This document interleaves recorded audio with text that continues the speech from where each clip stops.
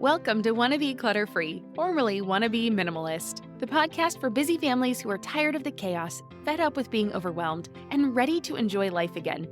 Each week, we talk about how to let go of the clutter so that you can focus on the things that actually matter. And it's not just physical clutter. We talk about the mental and emotional stuff too, because if it's holding you back, it's time to ditch it. I share what I've done in my own life to declutter, organize, and calm the chaos, but you won't just hear it from me. There are amazing guests too. It's practical, doable, and simple for those of us that want to be clutter-free. As a parent, I know firsthand the challenges that come with teaching kids to read, write, and spell, especially for those with learning differences. But what if I told you there's a tool that's changing the game? It's called Mighty Doodle. Mighty Doodle is more than just an app. It's a virtual tutor designed to make literacy education engaging and accessible for children from 1st to 4th grades. Developed by an educator with over 30 years of experience, this app combines proven teaching methods with cutting-edge AI and interactive games, making learning an adventure. It's tailored to adapt to each child's unique needs and learning style, which is crucial for building confidence and literacy skills. I love the handwriting recognition, voice feedback, and gamified lessons that make daily practice a thrill. And it's so much easier than the sticker chart that we used when our daughter was little. And it's so rewarding to watch their progress and see their pride in their achievements. So why wait? Download Mighty Doodle on the Apple App Store today and start your free 7-day trial. Subscriptions are available for $14.95 a month or $149 per year. And every annual subscription purchase helps support their mission of literacy equity. This program is designed exclusively for iPads. Don't wait. Give your child the tools they need to succeed by subscribing to Mighty Doodle today. Visit MIGHTYDOODLE.com for more information or download the app directly from the Apple App Store. Well, hey, my friend, welcome back to the show. My name is Deanna Yates, and you are listening to episode 240 of the Wannabe Clutter-Free podcast. On today's episode, we are going to talk about how do we prepare for natural disasters and declutter and organize our homes so that if a natural disaster does occur, we maybe are a little more prepared, as difficult as that might be. Because last week, Los Angeles suffered one of the worst wildfires in history. Lives have been turned upside down. People have lost their lives, but they've also lost their homes, their neighborhoods, their churches, their schools, their community centers. Everything in their life is gone in an instant. And just the emotional grief that comes with that is really, really tricky. We're down in San Diego. We've thankfully haven't been affected, but we do know lots of people. We have lots of connections and friends up in that area. So it definitely has affected people in our lives. And it just really dawned on me that, yeah, even though I know I always talk about, it's just stuff and we can always replace stuff. And it's absolutely true. The stuff is replaceable. That doesn't mean that it's not difficult and it's not stressful and it's not emotional and it's not draining and it's not really hard for everybody involved. So that is absolutely not what this episode is going to be about. It's not going to be about, we'll just get over it. It's going to be about, let's give ourselves time to grieve and figure out how to move through it. But people often lose their identity in a disaster. And so it is absolutely okay to grieve losing who you were before this tragic event. Okay? I just also want to point out that, having an emotional connection to your stuff and being really sad about losing all your things doesn't make you shallow or materialistic. It makes you human. And I want us to make sure that we are embracing those around us that have suffered tragedy and loss and that we are helping as much as we can. Okay. So let's first talk about shifting our perspective because yes, it's just stuff, but it's your life too. We can't control natural disasters. We just can't. We don't know when they're going to hit. Nobody ever expected something like this to hit Los Angeles, especially the, more populated areas and have entire neighborhoods wiped out. And so we can't control that, but we can control how we prepare for them and what we hold on to. So when you declutter and organize your home, you're not just creating a cleaner space, you're making it easier to recover if the worst happens, right? You'll know what you have. You're giving yourself the gift of knowledge and knowing what's truly important to you and being able to let go of the rest. absolutely that is easier said than done. But think about this. If you had to leave your home in 5 minutes, what would you grab? If you had to rebuild your life from nothing, what items would matter the most to you? It's really difficult. And I understand that if we are redoing our house, like we just got a new car. If we lost that car, I would be so sad. First off, we owe a lot of money on it, and that would make me very sad. But two, like I really like that thing and it's a thing. I get it, right? But still, I like it. And it's okay to like our things. It is okay to have those moments where we say like that we work hard for the things we have, right? And then if you only keep the things that are important to you, it's okay to like those things and have emotional attachments to them. But oftentimes we find that people hold on to things just in case. They don't actually matter to them. Then if something like this happens, it's harder to know what you have. It's harder to know what you'd want to replace. And it's harder to move forward because there's all of this anxiety. I think there's a lot of anxiety around what did I lose? And not knowing what actually was burned up in the fires, or not knowing what was actually lost in a flood or in a tornado or whatever. Knowing what you have will give you peace of mind, even on the back end, should something disastrous strike. So how do we prepare in a practical way? Well, here are a few steps to get started. One, I want you to decide what truly matters. If you are familiar with my clutter freedom framework, decide is the number one step in the 3-step process. And so this is just a little bit of a different spin on it, but it's the same, right? In order to know what we want to keep, we need to decide who we want to be, how we want to feel, and what actually matters to us. And so that's where we're at here. So when you're decluttering, use the would I miss this in a disaster? Like, would I miss this if it caught on fire? Would I miss this if it suddenly was taken away from me test? So, for example, your grandmother's recipe book, well, that is going to have deep sentimental value. But an old stack of magazines, not so much. Those you can let go of. Old newspapers, old magazines, fine, let go of those. But something like your grandmother's recipe book, well, that's going to have a lot more sentimental value to it. And so we want to decide what those things are so that we can take steps to be prepared. Then step 2 is to organize essential items. So in the idea of like an emergency bag, we have earthquakes here in California. So you want to have an emergency prepared list. You want to make sure you know all of those kinds of things, all those things you were taught about in elementary school when they have the fire drills and earthquake drills and things like that. Probably tornado drills in the Midwest and hurricane drills, things like that in other places. We want to kind of go back to that mentality. So as an adult, let's create a go bag with our important documents, medications, emergency supplies, or at least have them organized in your home. I'm not saying keep these things in a go bag all the time. So have them in a place where it would be easy to pack though. Maybe if you have medications that are absolutely essential, maybe you do have a small supply in a go bag that is easy for you to take with you. And then you're using those up. Every so often, you're replenishing them. So every time you get a new shipment, you'll use up the go bag ones and replenish them so that the medications don't expire. So that's really important too. But having these important documents, even if it's just copies of the important documents, and then having your actual documents maybe in a fire safe or somewhere where they're more secured might be a good idea if you are nervous that this is going to happen. But it's really important just at least for you to know what you have and where these things are, to be organized so that you can get ready in an instance. Because, having to replace birth certificates, passports, social security cards, these things are difficult, not impossible, absolutely not impossible. They can be replaced, but they're difficult and it's going to take time. And the more prepared you are and the less you have to deal with these kinds of things, it's better in the end. All right. And then also, another essential item to organize are going to be things that you want to digitally back up. So these are going to be your photos, maybe key files. Looking back again at Grandma's recipe book, that might be something you want to scan and save it into cloud storage so that if it gets burned up or gets lost, you have that copy of it. You have a photocopy of it. And of course, it would not be exactly the same. It wouldn't have the same feel to it, but you would still have part of it with you. And then the third step is to simplify your space. That is what we were all about on this channel and on this podcast, is just to embrace less where you can.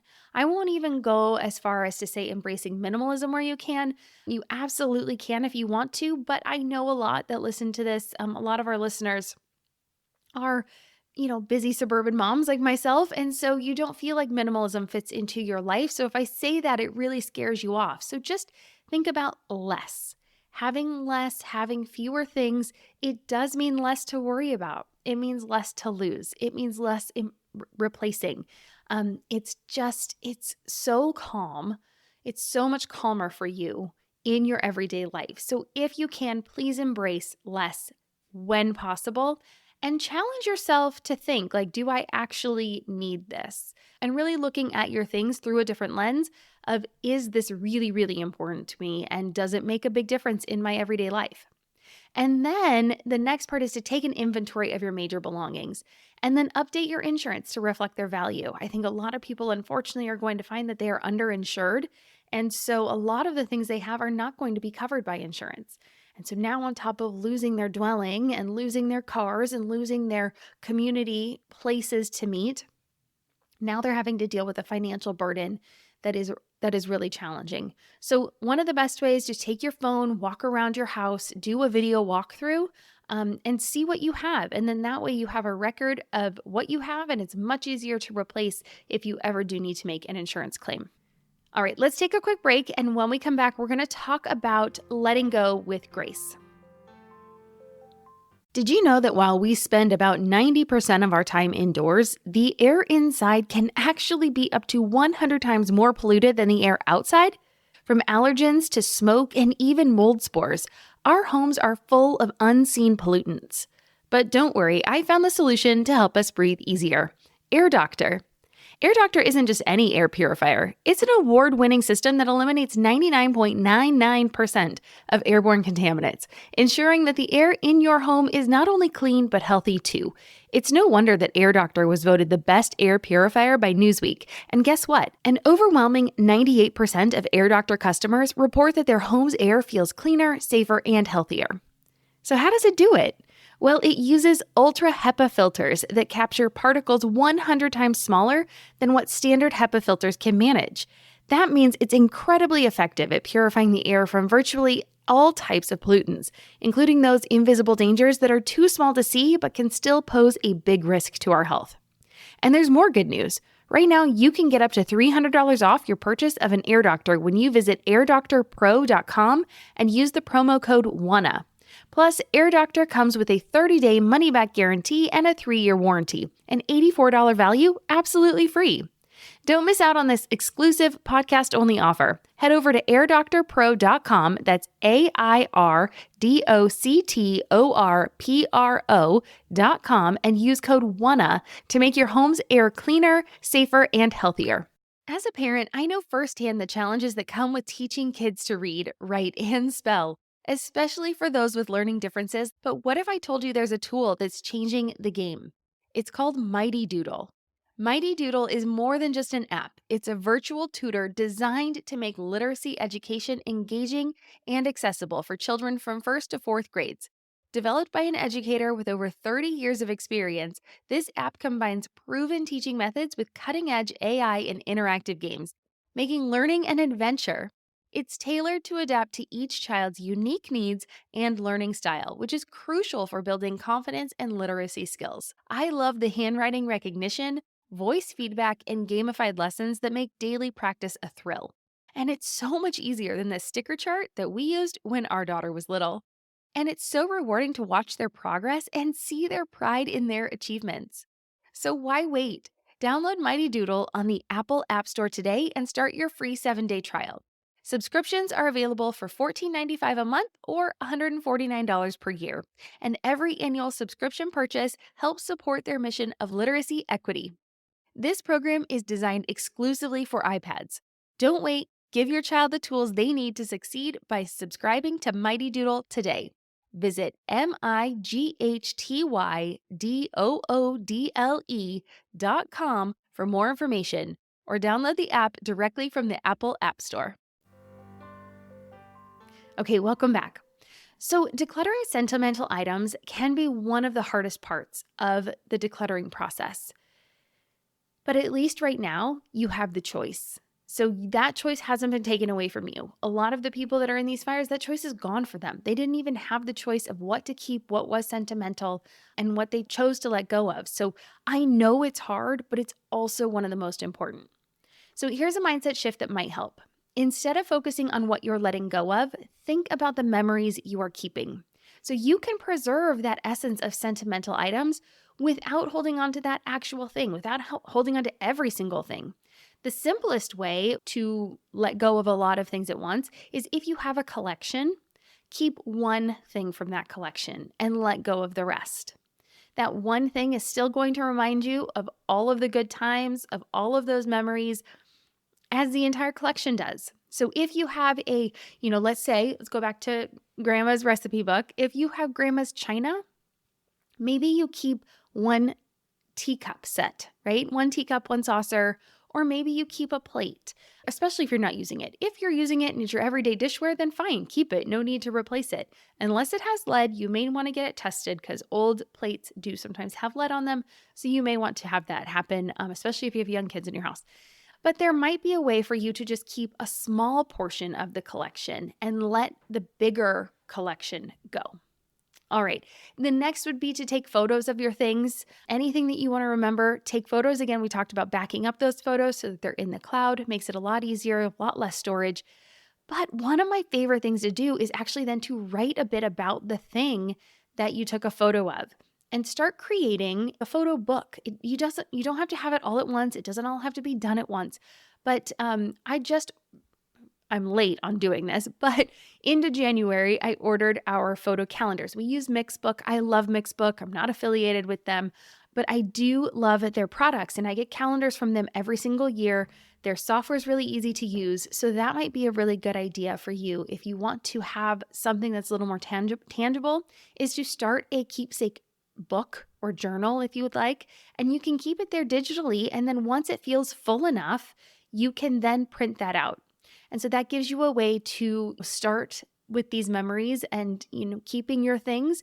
Try to download a backup of those because if we're using third-party services, we don't want to just rely on that solely. But this is just a way for you to then have that, and then you can turn it into a book. And so instead of having an entire room filled with things, you can have a small, 12 by 12 book. Okay. And then if you feel really guilty letting go, remind yourself that the memories are in your heart. They're not in the object themselves. So all of the people that have lost their things in these LA fires, they still have all those memories. Just because the things are gone doesn't mean that those good times didn't happen, doesn't mean those loved ones in their lives weren't there, doesn't mean that those things weren't special to them and those memories that they have, aren't still living in them. I know it's going to be really a while before people feel good about those things, absolutely, but those good memories are still there. All right, and then another way to prepare is by being connected with your community. I talked about how people have lost their entire community buildings and all of these gathering places, but let's connect with our community. And by community, I mean the people that live around you. So check in on your neighbors. I absolutely love the neighbors in our neighborhood. We exchange, holiday gifts, and we always say hi to each other when we're out and about. It was so nice this weekend. We sold our old car, and my husband was out there cleaning it off, getting it ready for the new owners. And I just could hear the conversations happening on the street just because everybody's out and about, and it is so nice. So please make sure you are taking time to connect with those around you, especially those who may need extra help, like seniors or families with small children. And if you have resources to spare, time, money, supplies, any of that, please consider donating to organizations that are helping people rebuild after disasters so that they have things available to them when they need them and when they can use them. Now, I know right now, immediately after disasters, organizations will get a lot of donations. Please make sure that there are good things, not necessarily good things, but in good quality that you are donating, because these people have already been through everything. They don't need to be digging through trash as well. So generally, right after a disaster, they're looking for monetary donations, food and edible donations, like things that you can eat to survive, and then also hygienic products. So new underwear, new socks, new bras, toiletries, things like that, that can help people really just get through this first initial phase and then help with the clothing and things like that as well. Okay, hopefully that makes sense, but just look for some reputable charities, and I will try to have a link to some resources in the show notes as well. So just one more thing about community is that please know that we are stronger together, and creating a network of support can make all the difference, especially in times of crisis, but even when things on a day-to-day basis. It's so much nicer to have people that you are connected to. All right, take a quick break and then we'll be right back. Welcome back. Now I want to leave you with 3 actionable steps that you can take this week in your own home to start getting prepared for hopefully a natural disaster that never occurs and never affects you, but that you will have peace of mind and just feel more together once this is done. All right, number 1, we talked about this already, is to create a go bag. So think about the essentials that you would want if you needed to grab something within 2 minutes in your house. So these are going to be essentials like IDs, birth certificates, a list of medication, and some cash. So I do like to recommend that people do have some cash on hand, because if there was a natural disaster, it's just nice to have some cash on hand. So, put all these things in a safe, easily accessible spot. And going back to that tip before, if it's not something that you can put in a bag, right? Maybe it is just something that you have, where the things are. So as we get more organized, it's easier to grab things. If I needed to grab clothes for each of us, I could grab each of us an outfit. I know where our cash stash is. I know where our identifications are. And I actually have an emergency binder that I know where all of those important documents are. So I can grab that and be out really quickly as well. Because of course I would grab my laptop, I would grab my phone after I grabbed all of our family. Make sure we're all out of the house first, of course. All right, step number 2 is to declutter one area of your home. I can't have a podcast episode where I don't tell you to declutter. It's just not possible. We all have more stuff, myself included. So I am also going to make sure that I am decluttering. Start small. Pick a closet, pick a single drawer. As you're going through your things, use your new question of, would I miss this test? So if this went up in flames, would I rebuy this? Is this something that I would even notice is missing, that I would want to replace, that I would go through the trouble of claiming on an insurance claim? It really puts things into a new light. I know that sounds so simple, but it really is shocking how different it is for you. And if the answer is no, let go of it. Because for me, I'm the kind of person that I struggle to replace things when I have a good enough alternative at home. So if I don't actually like my clothes, but I still have clothes to wear, it's harder for me to replace them because I have stuff that's good enough. So if I want to change my style, I actually need to drastically lower and reduce the things I have so that I can replace them with things that I actually want to be wearing these days. Now, I don't do that often. I'm not saying throw everything out so you can get new stuff, but just work with your own personality and see like, okay, I don't actually like this. And then try to live with the less amount first, right? Live with that for a little while, see how it feels, and then replace as necessary. Don't have a knee-jerk reaction of, I got rid of this, I need to replace it. Try to live without it for a while and see how it goes. But please, please, please, step number 2, declutter one area of your home so that you can start to feel more in control of it. Because the more stuff we have, the more out of control we feel, the more devastating it is to lose things when you don't even know what it was. Your brain will not feel settled. So let's know what we have so that we can make the plan of action to get things replaced as quickly as possible when we need to. And then the third is to make a home inventory. So take photos, take a video of your belongings, and then store that digitally, right? This is going to make filing that insurance claim so much easier if you do actually need to do that. But also, I think it's also a good way for us to see how much stuff we have. And as you start to walk around, it's going to open your eyes a little bit and help you with this idea of like, do I have enough? Do I have too much? And I think it will be really surprising to you as you go around and do that, because we see things differently when we see it in a photo. It allows us to remove the emotion of the situation and we just see the actual stuff. We see the photo versus the feelings we have when we walk into the room or the feelings we have about something. There's just more of an emotional connection there, where the photo is just a little bit more, shall I say, black and white.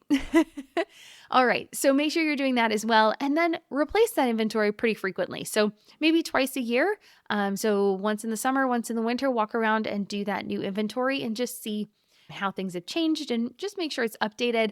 And then that way you can get rid of the old stuff and replace it with that new digital copy. That is it for today. I hope that you never have to use this information. I hope that you never have a natural disaster or a calamity or something just absolutely catastrophic happen to your family or to your home or to your belongings.